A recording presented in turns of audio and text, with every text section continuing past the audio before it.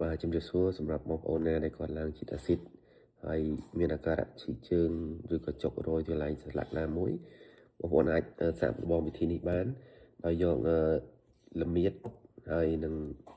ខ្មុំឬមួយទឹកក្តៅលាយជាមួយគ្នាហើយយើងនឹងទុកឲ្យត្រជាក់បន្តិចយើងហូបទឹកបានក្តៅអ៊ុនៗហើយយើងផឹកទៅ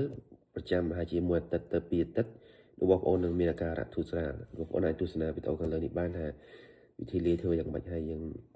បានធូរស្រាលឬក៏បានសិទ្ធិយ៉ាងម៉េចបងប្អូនអាចខមមិនប្រាប់ម្នាក់មួយផងបាទអរគុណ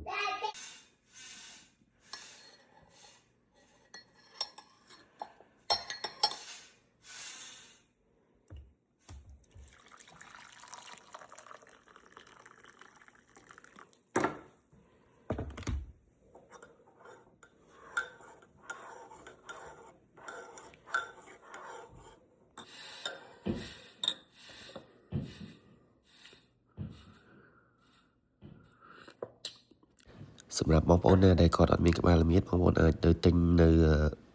Sam Club បានណា Sam Club គេមានលក់មួយកំប៉ុងនេះប្រហែលជា$9ទេបាទអរគុណ